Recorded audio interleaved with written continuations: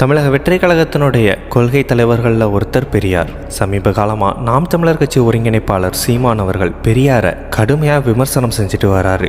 அது எல்லாத்துக்கும் மேலே ஆதாரமற்ற சர்ச்சைக்குரிய கருத்துக்களையும் பேசிட்டு வராரு பெரியாரை பற்றி.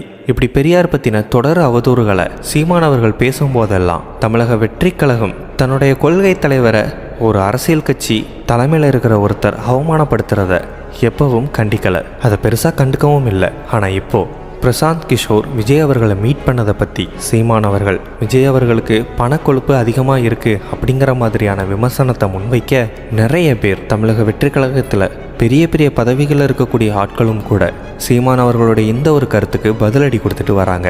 பெரியாரை விமர்சனம் செய்யும்போது வராத ஒரு கோபம் இப்போது ஏன் வருது அப்படிங்கிறத நாம் தமிழர் கட்சியில் மிக முக்கியமான நிர்வாகிகளில் ஒருத்தரான சாட்டை துரைமுருகன் தன்னோட எக்ஸ்தலத்தில் கேள்வி எழுப்பியிருக்கிறாரு. இதற்கான பதிலாக தாவேகா தரப்புலேருந்து சொல்லப்பட்ட கருத்துக்கள் என்னென்னா, சீமான் அவர்கள் அப்பப்போ மாற்றி மாற்றி பேசுகிறதுங்கிறது வழக்கமான ஒரு விஷயம். முன்னாடி இதே சீமான் அவர்கள் தான் பெரியாரை புகழ்ந்து பேசியிருந்தார். அது ஏதோ அறியா வயசில் தெரியாமல் பேசின வார்த்தைகள் அல்ல.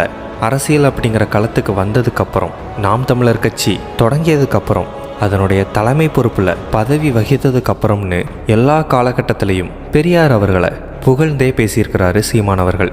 சமீபத்தில் கூட நாம் தமிழர் கட்சி தம்பிகள் பெரியாரை எதிரியாக எண்ணக்கூடாது, பெரியார் நம்முடைய எதிரி கிடையாது, அவருடைய கொள்கை வேறு, நம்முடைய கொள்கை வேறு, கொள்கைகளில் மட்டும்தான் வேறுபாடு இருக்குது அப்படின்னு அவரே சொல்லியிருந்தார்.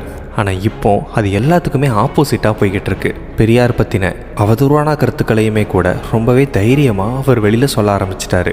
இதற்கான நடவடிக்கைகள் எடுக்கப்பட்ட போதிலும் கூட அவர் மீண்டும் மீண்டும் மீண்டும் பெரியாரை விமர்சனம் செய்கிறதையும் அவதூறாக பேசுகிறதையும் நிறுத்துகிற பாடு இல்லை. இன்றைக்கி இருக்கிற சூழ்நிலைக்கு பெரியாரை பற்றி அவதூறாக பேசுகிறதும் அவருக்கு எதிரான கருத்துக்களை அதிதீவிரமாக முன்னெடுக்கிறதும் சீமான் அவர்கள் செய்யக்கூடிய தேவையற்ற செயல்.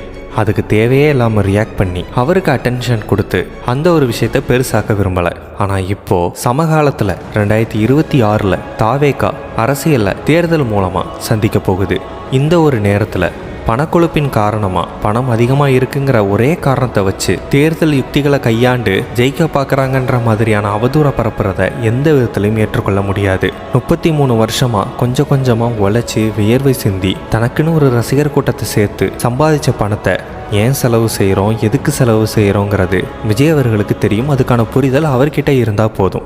அவர் தமிழக வெற்றிக் கழகத்தினுடைய தொண்டர்கள்கிட்டையோ உறுப்பினர்கள்கிட்டையோ நிர்வாகிகள்கிட்டையோ பணம் வாங்கிட்டு அதுக்காக எந்த ஒரு கணக்கும் சொல்லாமல் செலவு செஞ்சால் நீங்கள் சொல்கிற மாதிரியான கேள்விகளை கேட்கலாம். ஆனால் இதெல்லாமே பண்ணுறது நீங்கள் தான். திரள் நிதிங்கிற பேரில் ஒரு சொகுசான வாழ்க்கையை வாழ்ந்துக்கிட்டு இருக்கீங்க.